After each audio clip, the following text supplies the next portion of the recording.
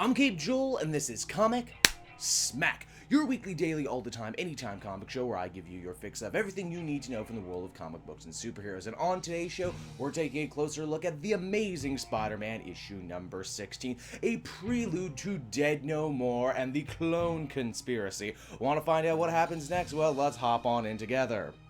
Alright, so as the comic opens up, we can see that Jay, Peter's step-uncle, still isn't doing very good after falling down in the previous issue. It seems that he's been sick for a while now with a hereditary disease that targets the men in the Jameson family. He tried to keep it a secret from Aunt May, but you can't keep anything a secret from Aunt May. Well, except for the fact that maybe her nephew is Spider-Man, but we're not here to talk about that. We're here to talk about Jay. Treatment options are limited, and it looks like he's going to die. That is, however, unless he gets treatment from a new cutting-edge medical corporation calling themselves New U. That's new with the letter U in case you are wondering. Jonah straight up refuses to let his father be a medical guinea pig, but Peter on the other hand wants to keep an open mind, and he also wants to use his big bad spider science-y brain to run over the company first to see if they have anything of merit. As Peter soon discovers, New U's shtick is that they basically clone brand new perfectly healthy organs for sick people, in doing so not only curing them of their disease but actually making them more healthy than they were when they started. So I guess from this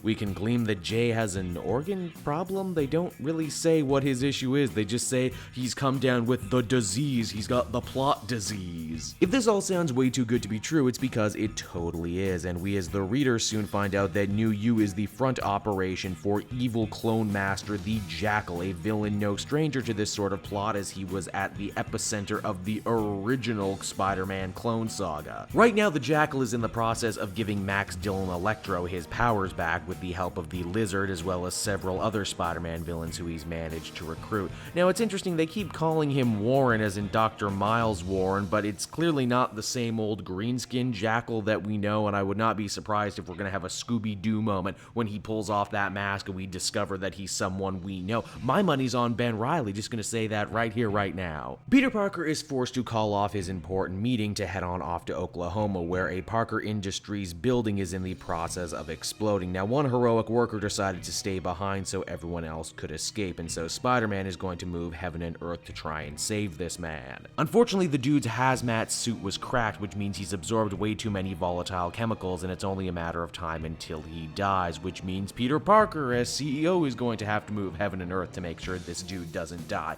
even if that means reaching out to the possibly very sketchy New U, which he does, and they send in a crack force of doctors, all dressed in very creepy black and red, because you know you can trust that, black and red, always positive colors, am I right? As the comic winds down in full-on defiance of what he said earlier, J. Jonah Jameson decides to get in touch with New U in an attempt to try and save his father. The bad guys agree, and in fact, they're even going to upgrade his saving his father's life package by bringing his ex-wife Marla back to life via cloning technology.